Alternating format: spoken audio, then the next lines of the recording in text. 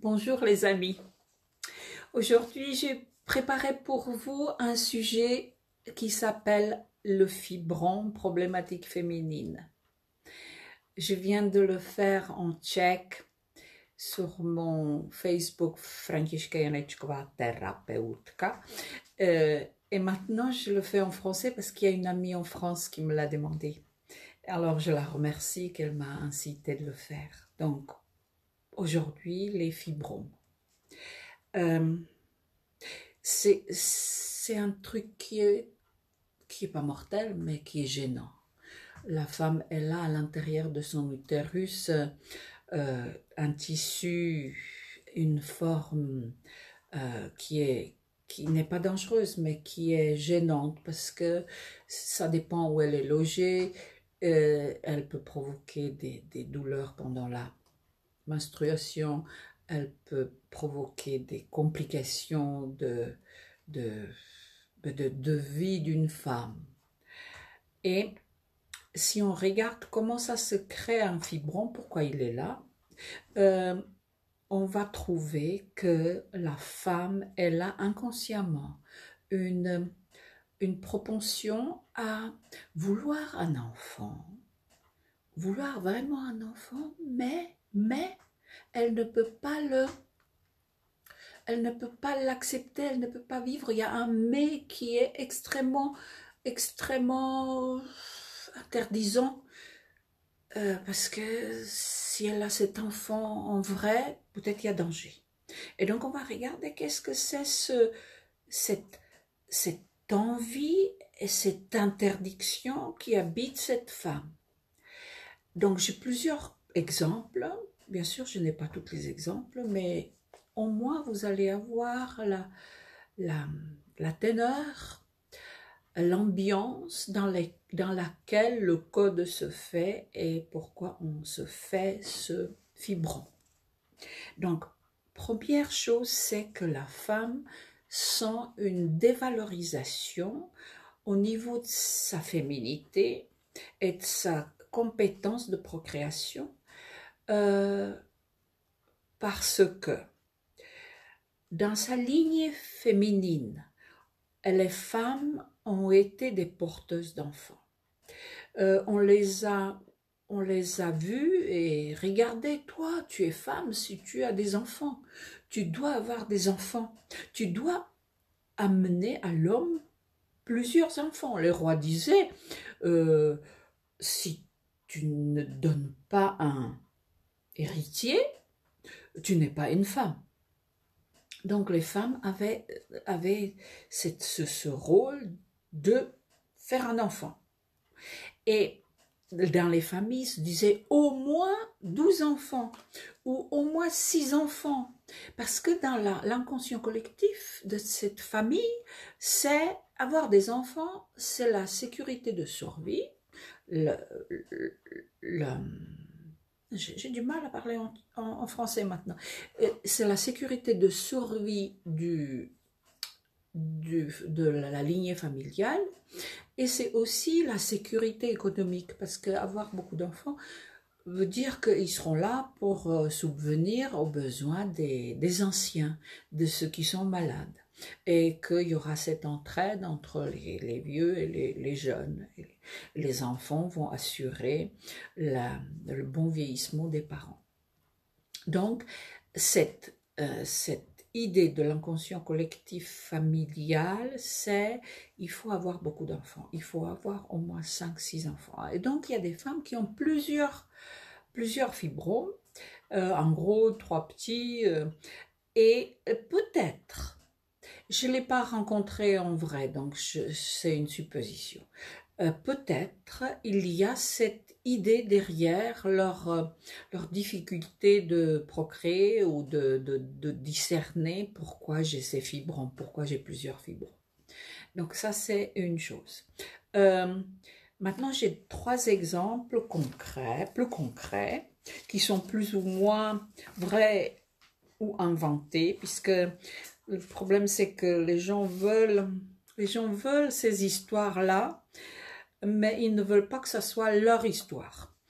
Alors, moi, je dois faire de sorte que ils s'y reconnaissent sans se reconnaître. Et ça me pose problème, puisque moi, j'aime pas mentir, j'aime bien dire les choses en vrai, mais je dois pas le dire en vrai, il faut que je transforme un peu l'histoire. Et, et ça me fait perdre le fil. Alors, j'y vais et je vais vous raconter la suite.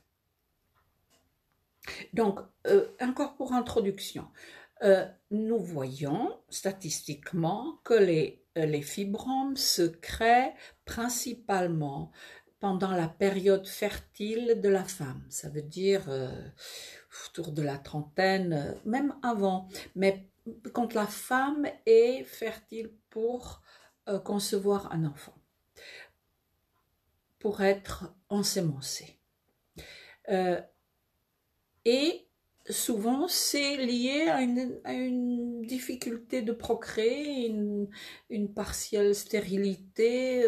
On attend un enfant, j'ai pour l'instant ce fibrome.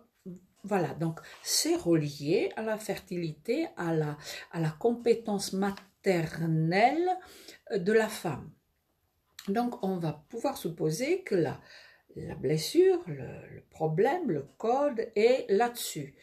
Ma compétence de coucher, enfanter et procréer et porter. Hein, c'est la compétence porteuse de la femme. Donc ça, c'est pour l'introduction. Et maintenant, on va passer au cas concret de Maria. Maria, c'est une jeune femme, 32 ans. Elle est d'origine italienne et je l'ai rencontrée en Savoie, où il y a beaucoup d'immigrés italiens qui sont maintenant installés. Ils sont français, mais ils ont cette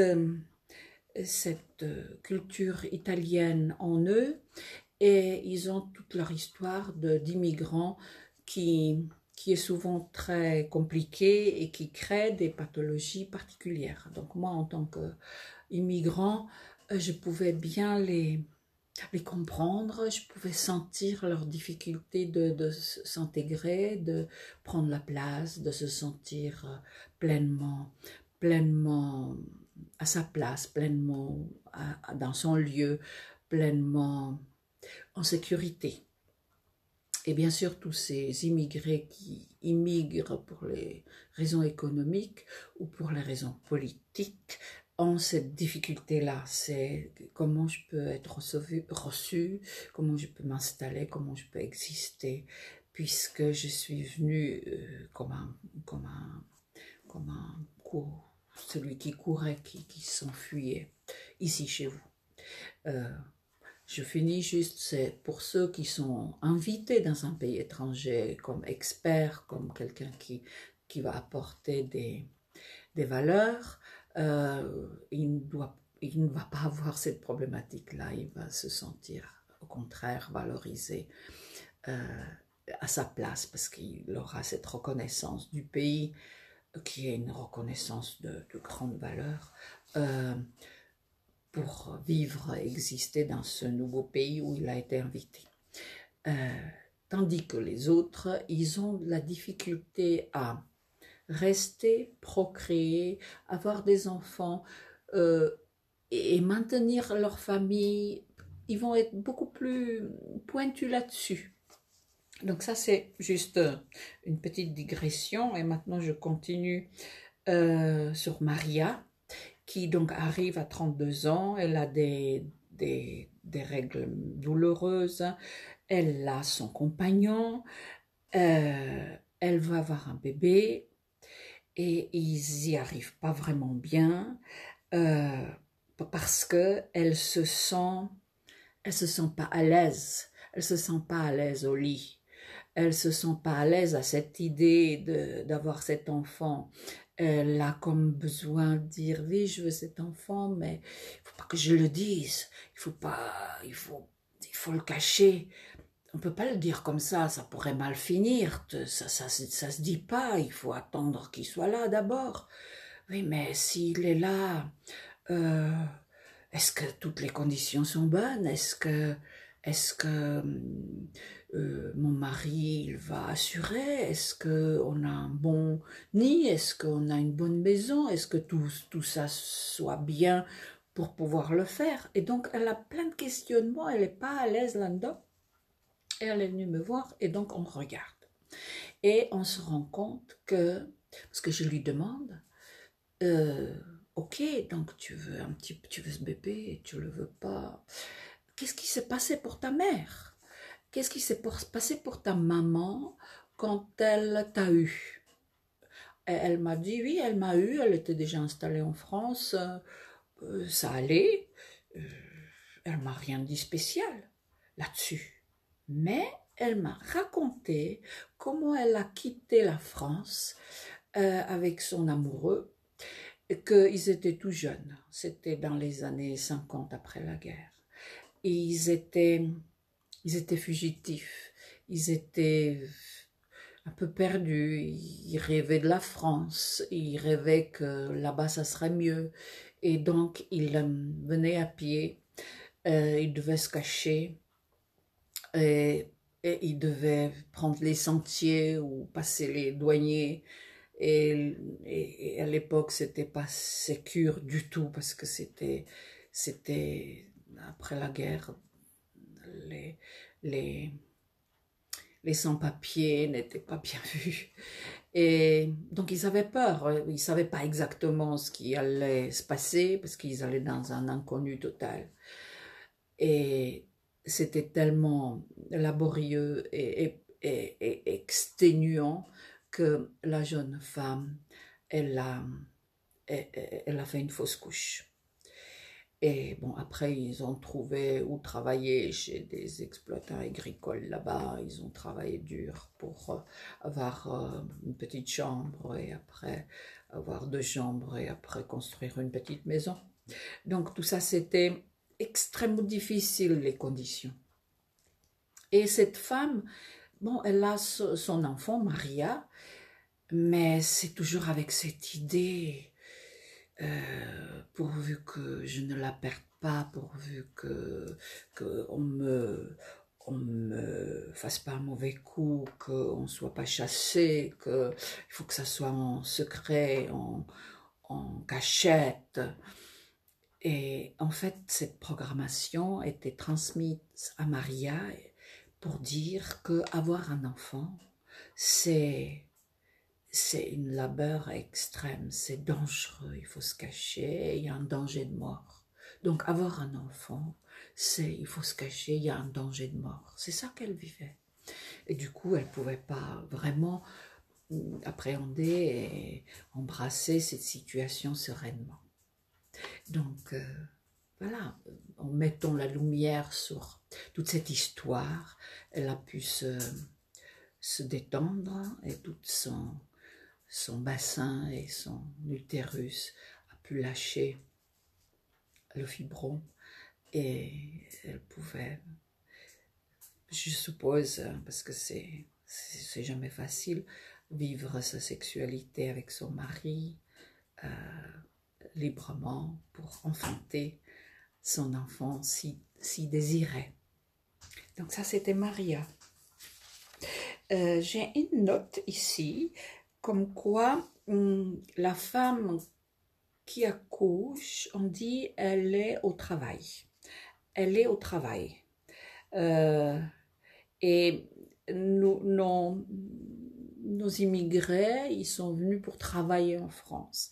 Donc, il se peut qu'il y a aussi une notion de travail qu'il faut aussi nettoyer dans l'inconscient de Maria pour qu'elle n'ait pas peur de ce moment d'accouchement, de ce moment de travail. Parce que pour elle, travail, c'était quelque chose de ultime qui représentait la vie et c'était difficile parce que c'était mortel en même temps. Donc il y avait un énorme conflit intérieur. Alors j'ai un autre exemple, Estelle. Estelle, 32 ans. Donc quand elle est venue, Estelle, Euh, Elle a déjà 32 ans. Elle est... Elle est... Attends, je sais pas, je regarde. Elle est... Elle est en couple. Elle est contente. Ils ont tout ce qu'il faut. Elle veut un enfant. Et pourtant, elle a un fibron. Donc, elle se pose la question, pourquoi ce truc-là? Et quand je l'ai rencontrée, je vais lui demander, ok, tu veux un enfant? Tu veux un enfant, mais qu'est-ce qu'il y a dans ta tête qui dit que c'est difficile, que c'est impossible, que... Qu'est-ce qu'il y a comme obstacle dans ton désir d'enfant? Et elle-même, elle le dit. Ben, l'enfant, peut-être c'est difficile à élever, l'enfant, je sais pas si je pourrais l'élever. J'ai un peu peur. Euh, et je dis, qu'est-ce qui s'est passé dans ta vie que tu trouves que l'enfant, c'est difficile à élever? Elle me dit, quand j'avais 17 ans, j'étais au lycée et oui, j'avais des copains et j'avais des amourettes et j'avais Sylvain et on sortait, on se séparait et on se chamaillait. Et un jour, j'étais enceinte. Et c'était justement le moment où on était en friction. Et je ne savais pas comment faire et quoi faire. Et j'étais affolée. Et je ne pouvais pas lui dire, j'avais peur de lui dire. Alors je suis allée voir ma mère et je l'ai dit à ma mère avec ma trouille. Et ma mère, elle s'est emparée de ma situation. Elle m'a conduit au rendez-vous pour que je fasse mon interruption de grossesse. Et donc, je me suis sentie en même temps soulagée qu'elle fait quelque chose et en même temps, je me sentais comme un objet qu'on déplace et qu'on lui fait faire ce qui est décidé. Parce que ma mère, elle a dit, ben, tu peux pas avoir un gosse maintenant, tu peux pas avoir un enfant, tu dois finir d'abord ton école, tu dois étudier, tu dois d'abord assurer que, que tu vas avoir une carrière, un métier. Et, et tout ça, c'était finalement oublié. Donc, elle a soi-disant réglé la situation, elle est revenue à l'école, la vie continue, c'est oublié, c'était juste un petit mauvais cauchemar. Et aujourd'hui, quand je désire un enfant, je me fais un fibron parce que avoir un enfant, c'est dangereux. Avoir un enfant, c'est la complication de la vie. Avoir un enfant, c'est un problème. Avoir un enfant, c'est un problème dans la vie. C'est avoir un problème. Donc, pour son inconscient, elle ne peut pas avoir un enfant parce que c'est un problème. Et en étudiant, en découvrant toute cette problématique pour Estelle, nous nous rendons compte qu'elle est née à cette femme pour lui interrompre ses études. Donc sa mère, elle est tombée enceinte et ça a interrompu sa carrière. Ça, pour elle, hein, ça a gâché son désir je ne sais pas qu'elle avait comme désir pour vivre quelque chose au niveau professionnel. Et du coup, comme ça s'est passé comme ça pour sa mère, donc sa mère, elle a agi de façon tranchante pour sa fille sans l'écouter, sans lui demander, sans empathie, sans écouter sa détresse. Et du coup, ça s'est enquisté, toute cette émotion s'est enquistée et s'est cachée et s'est refoulée dans l'inconscient. Et voilà que nous le sortons pendant cette consultation où la jeune fille de 17 ans peut pleurer, peut dire comment c'était difficile et dur pour elle, cette interruption de grossesse. Donc en mettant la lumière là-dessus, le fibron peut partir tout seul. Et elle peut accéder à l'enfant si elle n'a pas d'autres blocages autour de la sexualité, autour de l'accueil de l'homme et du masculin en elle. Voilà Estelle. Après, j'ai encore un exemple et c'est Charlotte. Charlotte, 36 ans. Charlotte, 36 ans, est une doctoresse. Elle-même doctoresse, se trouve dans une impasse. Elle a un fibrome à 36 ans. Elle a tout ce qu'il faut, elle est matériellement assurée, elle a un compagnon, tout va bien. Et pourtant, donc je suis un peu impressionnée parce que moi je ne suis pas docteur, mais je lui pose la question, alors tu veux un enfant? Et qu'est-ce qui empêche pour toi d'avoir un enfant? Elle dit, je me sens mauvaise, je me sens honteuse, je me sens un peu comme coupable. Je voudrais un enfant, mais je sens que c'est peut-être pas pour moi, c'est pas bien, il y a quelque chose qui est pas bien. Je dis non, alors qu'est-ce qui s'est passé? Qu'est-ce qui s'est passé dans ta vie qui pouvait troubler ce désir d'enfant? Elle dit oui, ça y est, je le vois. J'étais étudiante. J'étais dans les dernières années de médecine. Je préparais mes écrits pour le doctorat. J'étais à fond là-dedans. Je voulais sauver toute l'humanité. Et voilà que je me suis retrouvée enceinte. Bon, je sais ce que c'est. Je me suis dit, c'est pas possible maintenant, j'ai pas le temps, je dois finir tout ça. Je suis en train d'étudier et de conclure mes examens. Alors, je suis passée à l'interruption. Et ça s'est fait rapidement, j'ai pas eu de séquelles, tout allait bien. Et j'ai un peu oublié parce que j'étais à fond dans mes études. Et puis, aujourd'hui, j'ai cette mauvaise impression. Et donc, on cherche et on se rend compte qu'elle, médecin, elle se sent super coupable parce qu'elle a interrompu la vie. Elle qui voulait sauver toutes les vies, et là, elle est vraiment, c'est mal parti pour sa médecine. Donc voilà, elle va sauver les autres, elle peut pas. Elle se sent coupable.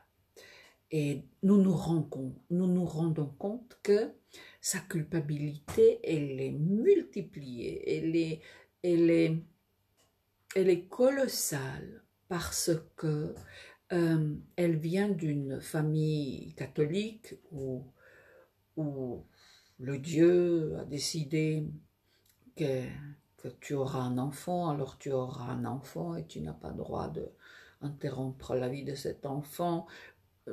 C'est le châtiment ultime, je ne sais même pas le dire en français, c'est la punition. Et donc elle se sent devant Dieu, devant cet ultime, extrêmement coupable. Et je dois dire que cette croyance que c'est le Dieu, c'était plus difficile à déprogrammer que en tant que médecin, elle a fait un geste qui n'était pas tout à fait, ou qu'elle pouvait se le pardonner parce que elle était en plein examen. Mais cette chose-là, ça nous a pris 3-4 séances, je ne me souviens plus, mais c'est incrusté que Dieu te dit que tu ne dois pas faire ci ou ça, c'est profond. Bon, ça a réussi. Hein. Elle était intelligente, elle pouvait vraiment aller dénicher toutes ces petites de paroles de leurs parents, des parents, du curé, parce que c'est encrusté par toutes ces étiquettes, c'est tu ne dois, tu es, tu fais, et tu te tais, qu'elle a entendu depuis son enfance. Donc il fallait tout y récapituler, sortir à la lumière et déprogrammer, comme jeter, parce que toutes ces étiquettes, toutes ces injonctions négatives sont extrêmement toxiques. Et on pêche d'avoir un vrai enfant. Voilà. Donc ça, c'était l'histoire de Charlotte. Alors, on va passer à la conclusion. La conclusion, je ne l'ai pas préparée, mais je pourrais dire que tous ceux qui ont un myome en tchèque, un fibron en français, un fibron en français, fibron en français, qu'elle ne désespère pas, qu'elle regarde, qu'elle ait ce désir d'enfant et qu'elle regarde qu'est-ce qui les empêche d'avoir un enfant, quelle est la pensée, quelle est l'interdiction dans la tête, quel est l'empêchement dans la tête, qu'elle regarde leur enfant intérieur si elle est assez joyeuse ou si elle est aussi, parce que c'est relié, si elle est joyeuse, joyeux l'enfant et qu'il est libre. Et voilà, accueillant nos enfants intérieurs, accueillant les enfants dans le ventre, accueillant les enfants qui naissent, accueillant tous les enfants du monde. Alors, voilà, soyons joyeux comme les enfants. Alors, je finis comme ça.